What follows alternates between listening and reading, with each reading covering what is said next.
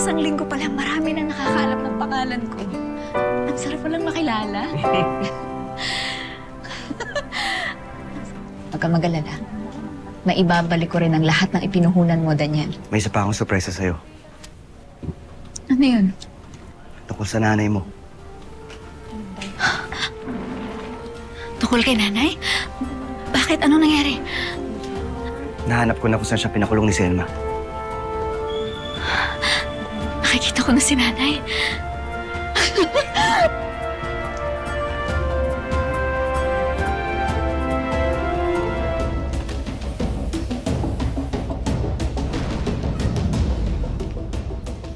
Akala mo ba hahayaan kong maging masaya ka? Kahit saan ka magpunta, mahahanap pa rin kita. Ano ngayon? Ang init. Selma, ano ba talagang plano mo sa Clara na yan? Eh ano pa? Nanakawin natin yung mga damit na ginawa niya. Talaga ba? Ako lang ang dapat na magbenta nun.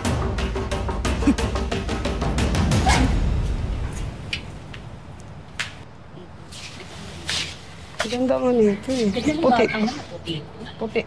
Ano kaya yung anak to? Ganda eh. Pwede makita? Oh, sige. Talagang may pambihirang kondisyon sa balat. Sikat sa social media dahil sa galing sa pananahi. Pinagkakahuguluhan ngayon ng isang 18 anyos na dalagang mula sa barangay Santa Teresa.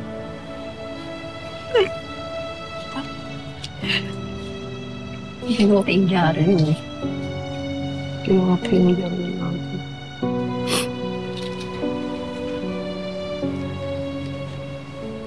Clara?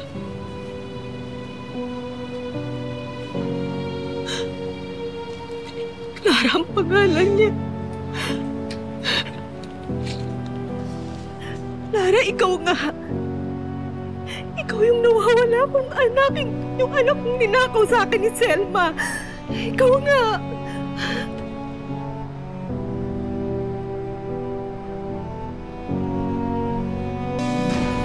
Selma, sigurado ka ba dito, ha? Sige, tignan niyo muna kung may tawag mo. O sige na, kunin niyo na lahat yan. Ilagay niyo na lahat. Ayan, pati yan. Pati yun. Wala kayong ititira, ha? Sige na, bilisan niyo na dyan. Ang bagal eh. Ayun po, kunin niyo na iba. Selma? Anong ginagawa niyo rito? Naniningil pa utang. Anong utang? 6 na buwan ka nang wala sa akin, di ba? Isama mo na rin yung stress ko sa'yo. Ang kapal naman ng mukha mo. Hindi mo na ako alipin ngayon, Selma. Simula nang binuhay kita, utang mo na sa akin yung buhay mo. Yung buhay na masahol pa sa impyerno sa madilim at mabaho mong basement? Ah! Impyerno pala. O sige! Sasampulan kita ng kademonyohan ko. Ay! Ah!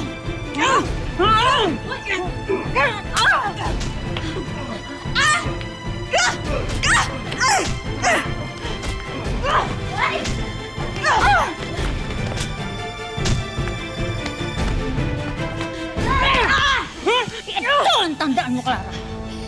Habang nabubuhay ako, gagawin kong miserable ang buhay mo! Katulad lang din ng pagkamiserable ginawa sa akin mga magulang mo! Naintindihan mo! Ha? Pulis! Halika na! Halika na! Halika na! Halika na! Bilis! Dali! Dali! Dali!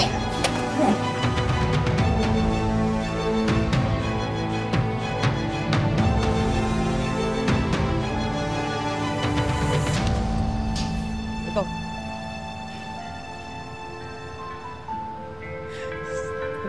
Clara!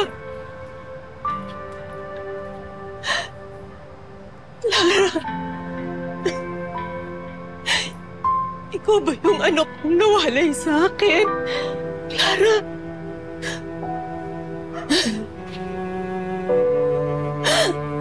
Ang tagal kong hiling sa Panginoon na makita ka muli. Ngayon, nandito ka na. Clara. Ako nga, Nay. Ako ang sanggol na inagaw sa inyo ni Selma. Salamat. Balikan mo ako. Salamat. Sana.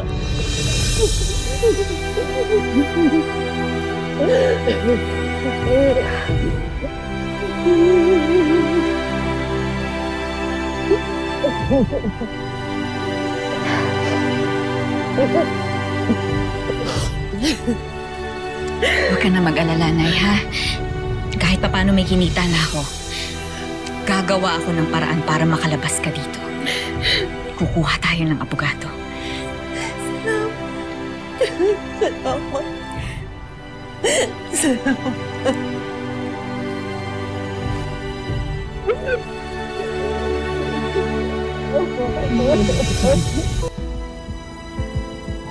Ngayong alam na ni Clara na si Selma ang dahilan, kaya nakulong ang kanyang ina at namatay ang kanyang ama.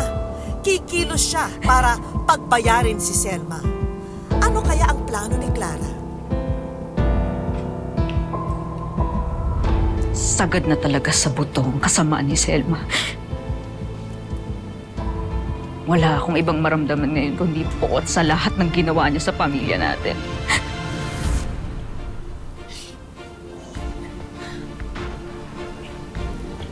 Anak, kilala ko si Selma. Hindi niya tayo tatantanan. Hindi tayo titigilan noon.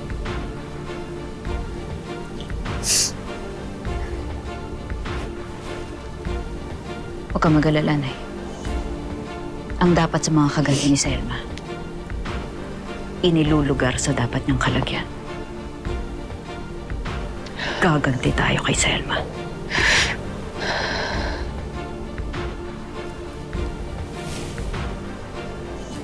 Hindi mo naman ako binigyan ng konting palugit, Mr. Santos.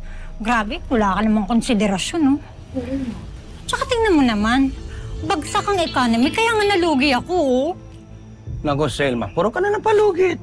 Wala nang magagawa niyan. O sige, pirman mo na to. Ano? Sige na. Ay, masisiri pa tayo niyan eh. Aka na. Teka nga. O yan. Saksak mo sa baga mo. Teka lang. Sino bang bullshit na yan ang nakabili ng lugar na to? Hoy! Kinakausap pa kita, sino ba? Ako!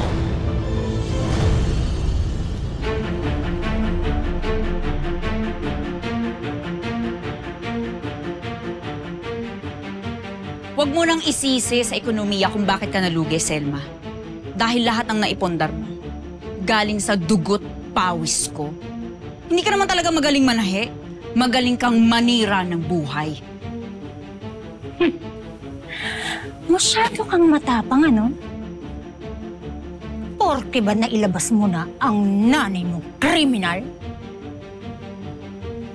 Alam ng Diyos na wala akong kasalanan kahit nakulong ako. At yun ay dahil sa kagagawan mo. At kahit asawa ko, hindi ko napagluksa dahil sa kawalang hiyaan mo! O edi, sasabay ko na kayo sa ilalim ng lupa. Para naman makasama niyo na si Raymond. Ha? Ha? Ano? Nagalitan mo? Nangya ka? Ha? Ano? Ha? Ay, pagkatawan mo ako! Ha? Itawan mo ako, Nay! Itawan mo! Iwan mo ako! Papakulo ko kayo ng nanay mo! Hindi na ako papayag na ikaw ang maging dahilan para magkahiwalay ulit kami ng nanay ko! Kung may dapat na kulong dito, ikaw yon dahil napakasama mo! Anak ko! Tama na! Halika na! Yan ang bagay sa inyo!